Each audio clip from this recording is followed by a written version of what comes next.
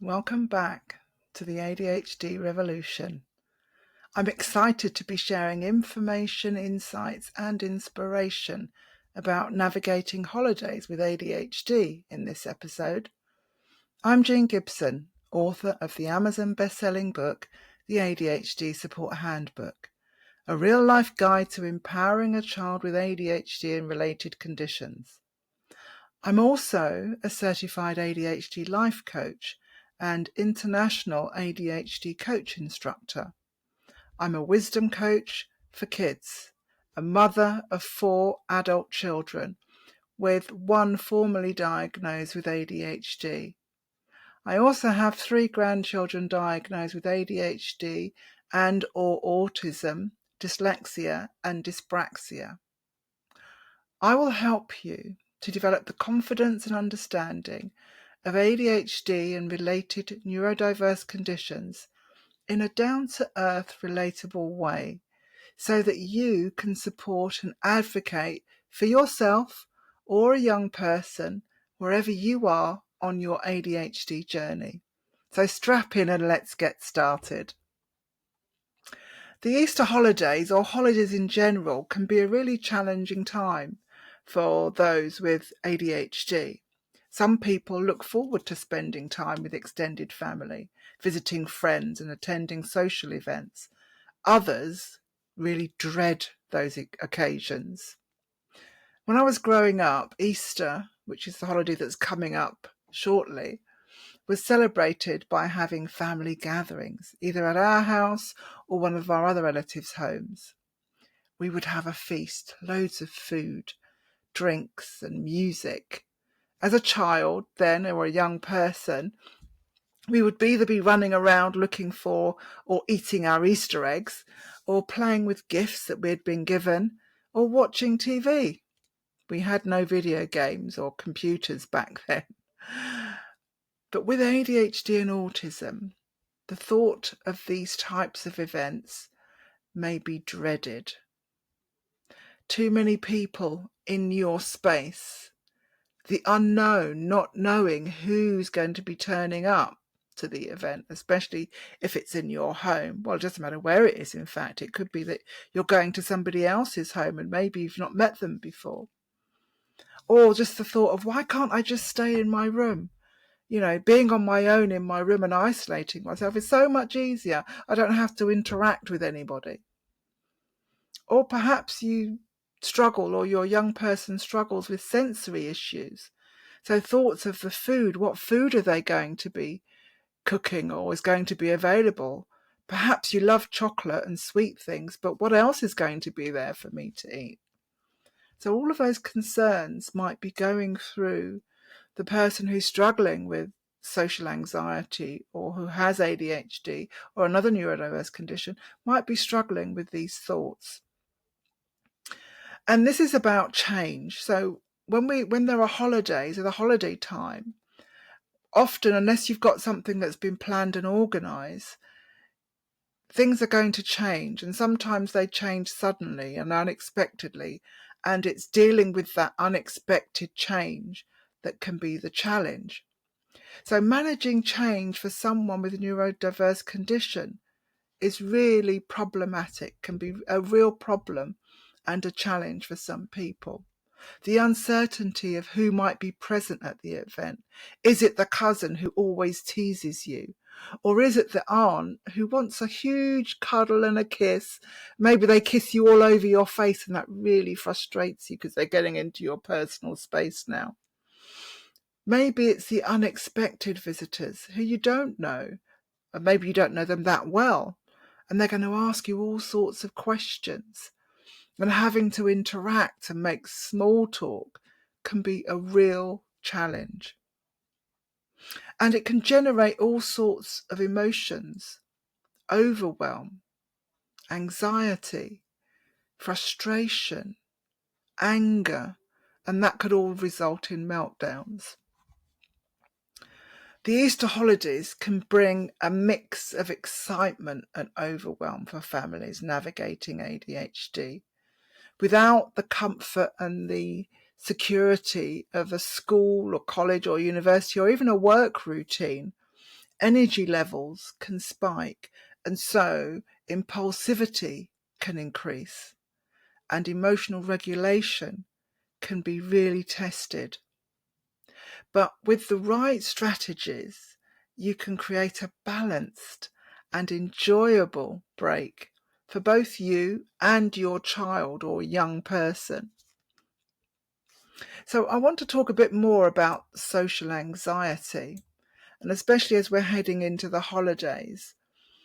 And there may be other events and other holidays that are coming up throughout the year. Well, there definitely are other events coming up throughout the year. But I want to make it clear that social anxiety is a real thing. The thought of an event can cause physical and emotional distress. And I say that from a personal perspective, having experienced that myself. And I recall a time or a number of times where there have been social events that have been coming up, and I have felt physically unable to bring myself to a state where I can or I want to attend that event. It's easier just to not go and to decline events that are coming up. Those with ADHD are typically, not everybody, but many of those with ADHD are what are called people pleasers. And because they want to fit in, they want to be liked, they don't want to be rejected, they will do whatever they can do to be part of that group. And often what that means is that they don't have any boundaries, they don't set any boundaries because they want to be liked and they want to fit in. And they'll do things to suit others, and their own needs and wants aren't being addressed or are not addressed. And so that often causes resentment and anxiety and frustration and anger in the individual. Because what they don't have is they don't have any support mechanism in place. So there's no way for them to get out of a situation if they're feeling uncomfortable. They've got no one to listen to them. And I really recognise that feeling, those emotions that you can go through. The thought of an impending event, an event that's coming up, can cause someone not to eat because of the anxiety that they're feeling. It might be that they're feeling it in their body, so it could be that their tummy's churning, thinking about the impending event coming up and what might happen and what's happened previously and how things have turned out, not knowing how they're going to deal with that situation. And as a result of that continued anxiety, they're now suffering with headaches.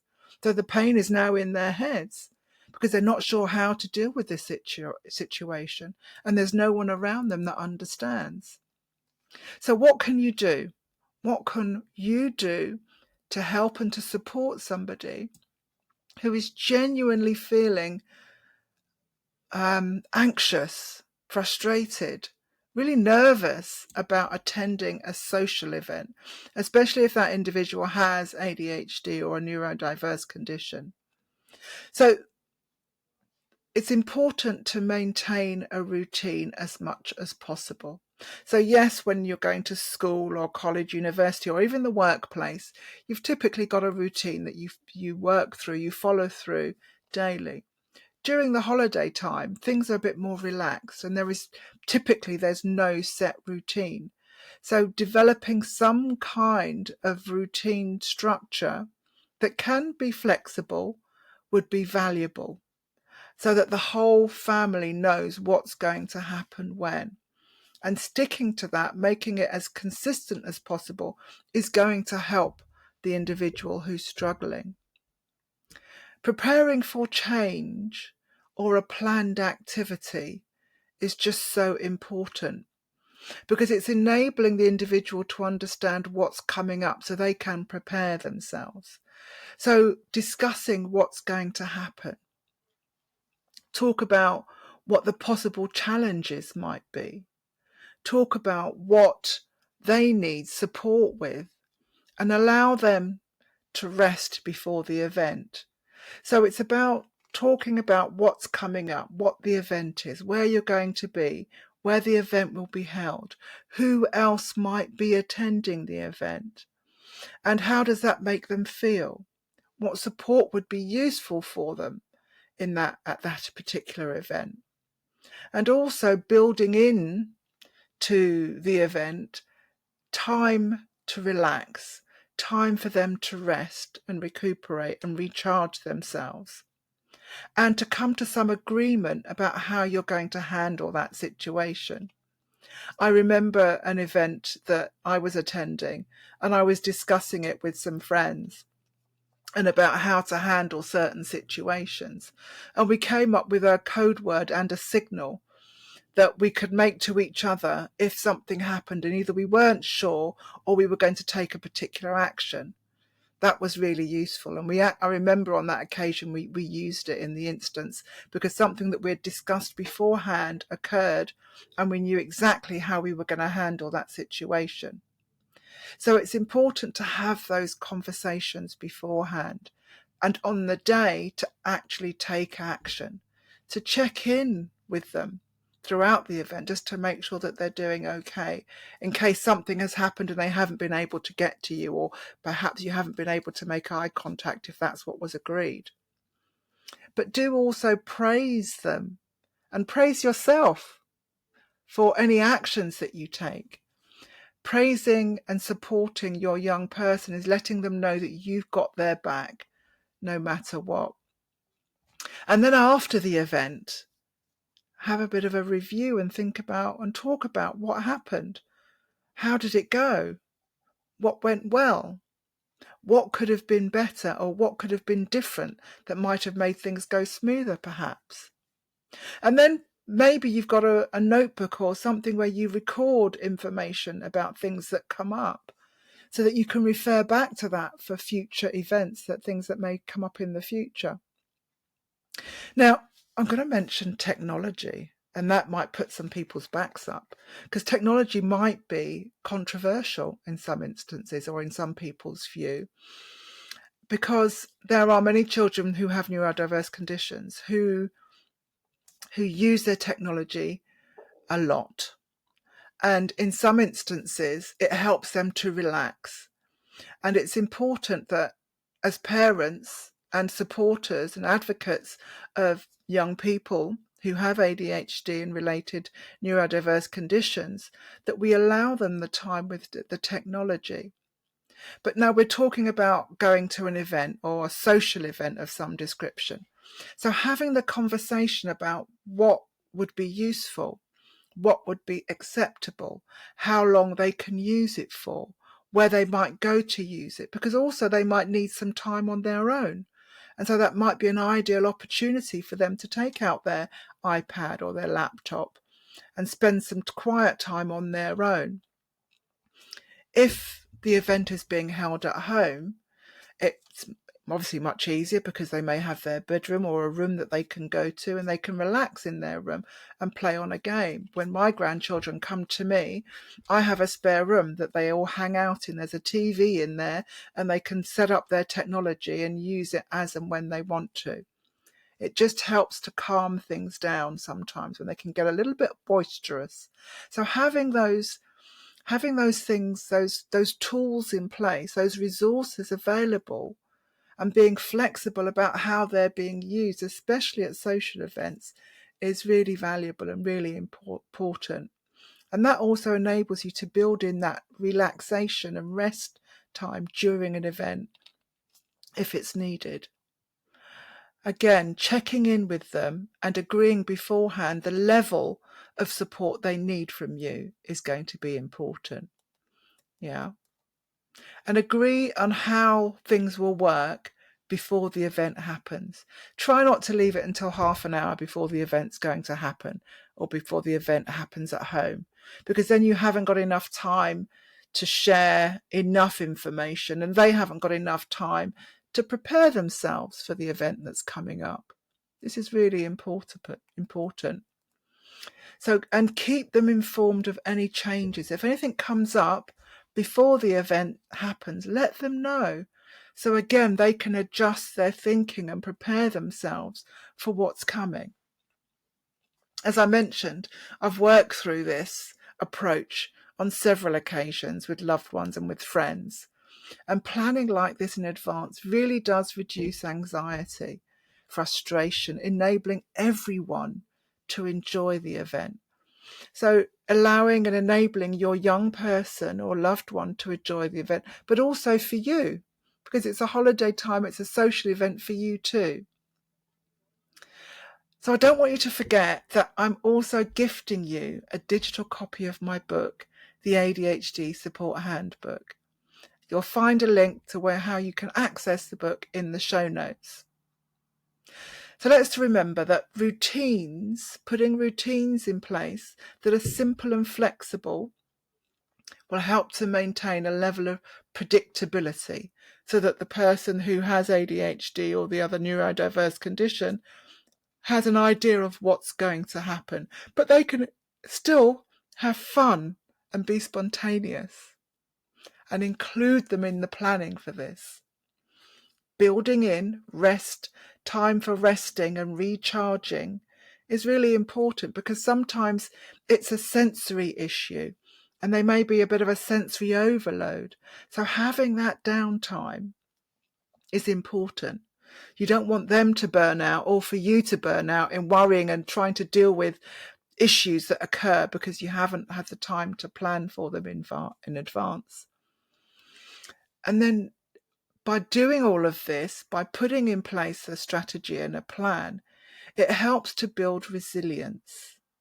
Yeah, it helps you and your child and young person to learn how to handle unexpected challenges, and also to help them manage their emotional ups and downs, because those are going to happen no matter what. But it's also about how to deal with those situations when they occur, because things don't always go according to plan. But having talked about it beforehand will give them an idea of how they might handle the situation. To talk about what might happen, what could happen, and how they might handle those situations. This Easter break, give yourself permission to embrace good enough over perfect.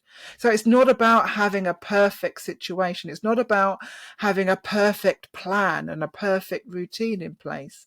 It's about having something that's good enough, that's going to support you and your loved one in various situations, so that if need be, you can make small adjustments depending on what's occurring. Prioritizing their and your self-care through a social event is just so important. ADHD thrives on structure, but that doesn't mean that it needs to be rigid. That doesn't mean it needs to be rigid and scheduled. It means creating a rhythm that works for your family or for your loved one. And when things don't go as planned, because they won't always, remind yourself that resilience isn't about avoiding struggles. It's about bouncing back from them.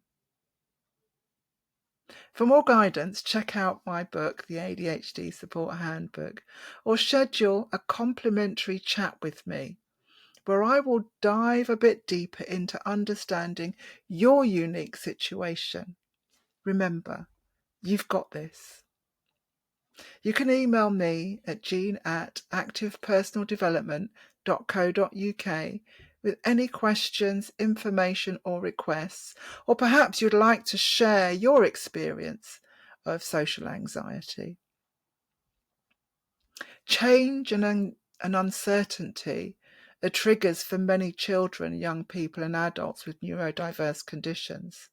Listen to their concerns and talk about what support they need. Check in with them before, during and after the event and adapt the support if needed. As someone who is undiagnosed neurodivergent, as I share this with you, and I think it's an important topic, my stomach is churning thinking about how this has impacted me over the years. Social events where I feel anxious have gone well when I've shared my concerns and talked about what would help. and agreed on a plan of action and carried it out. The sense of relief is amazing. You're not alone on this journey. Reach out if you need support. You can purchase a copy of my book, The ADHD Support Handbook, on Amazon, or request a free digital copy. You can support my cause to transform the lives of at least 10,000 people by joining the ADHD Revolution Facebook group. Follow me on Instagram at CoachJean_APD or connect with me on LinkedIn. I would love to hear your thoughts. I look forward to sharing more insights, tips and inspirations in the next episode. You don't want to miss it.